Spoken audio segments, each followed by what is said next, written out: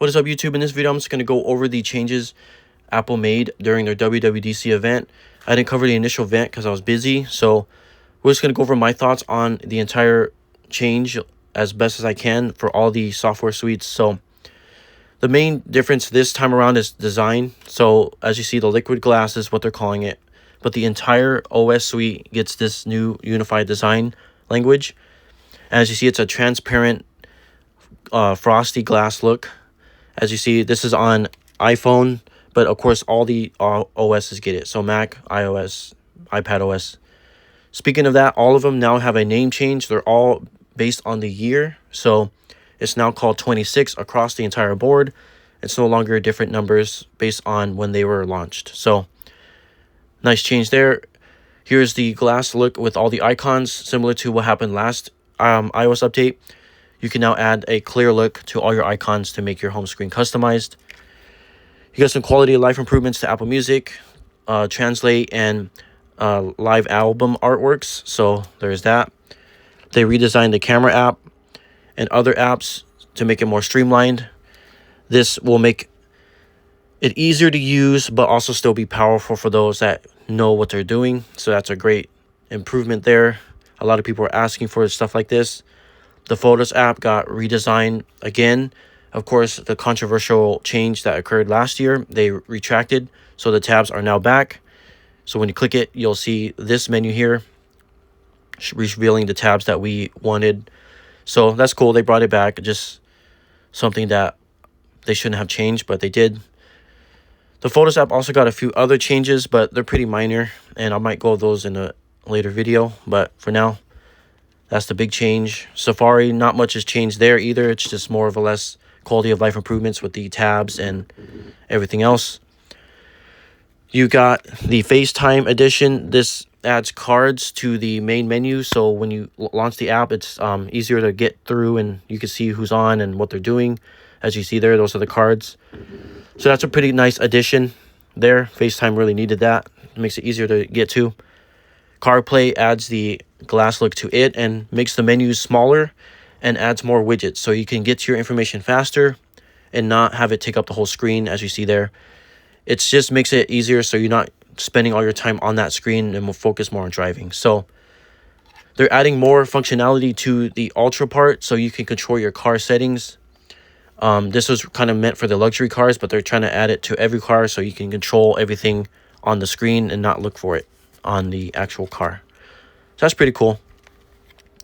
You get the phone redesign. This thing hasn't been touched in years, and they finally redesigned it. So you have a bunch of cool quality of life improvements like call screening, so you don't have to answer calls that you don't want to. You get live translate and hold assist. So these are features that have been in other platforms for a while, but iOS finally gets it. So these are cool little improvements for that. And I think it will definitely make phone calling and such a little better because it's pretty crazy right now. iMessage gets some minor changes, background images for groups and stuff. You get polls for group chatting, Apple Pay in group chats now. So it just makes it easier for groups to utilize some of the features that iMessage is known for, which is good because group chats is kind of like lackluster. So nice addition to that, and hopefully it improves the iMessage experience for everyone that's in a group chat. And here are just changes for that. And I think it's going to make it more useful when they expand. I think iMessage is eventually going to expand at some point, but we'll see.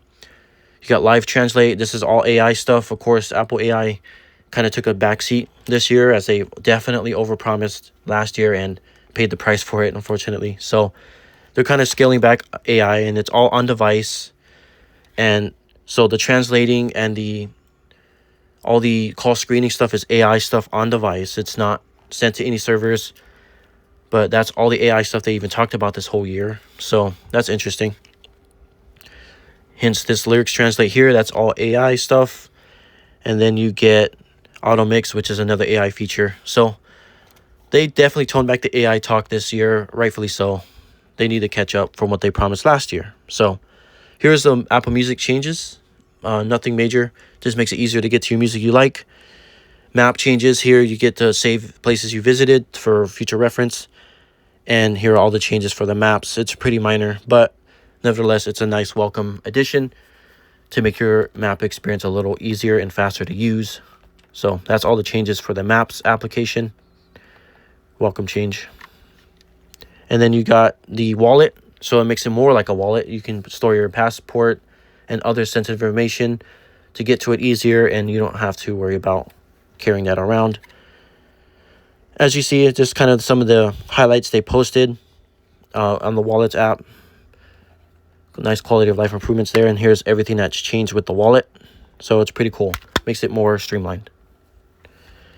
So this is visual intelligence. This got on-screen support. So if you want to find something on your screen instead of pointing a camera at it, you can do so by just circling it like how Google has circle to search. You can do that with visual intelligence, and it'll add things to your calendars, search for it, and just get information on it.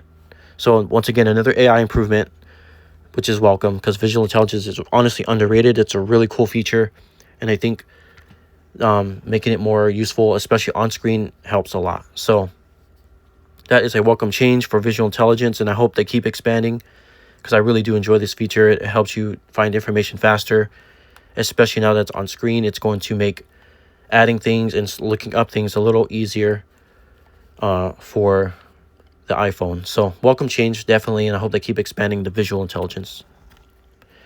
So this is iPadOS. It takes the iOS designs but adds more multitasking similar to a Mac. So this deserves its own video because it's a huge change for iPadOS. So I'm just going to go over all that in that video. But for now, this is all the changes. iPadOS honestly is the star of the year because of the major changes they added to that. So, and then you got macOS. It's a minor change, but they still welcome changes. And that's basically everything I'm going to cover. WatchOS is really small. tvOS is really small. So there's no major changes there. But if you want to see it, let me know and I'll do my best to cover those. But most of them just got the UI changes and some minor AI updates. But for now, that's everything that changed in iOS, macOS, iPadOS, and the whole WWDC suite. I hope this helped you. If it did, please leave a like, comment, and subscribe. And I'll go over all the big changes separately in its own video. But this is just a recap of all the things that WWDC had to offer. So I hope this helped you. If it did, let me know, and I'll catch you on the next one. Peace.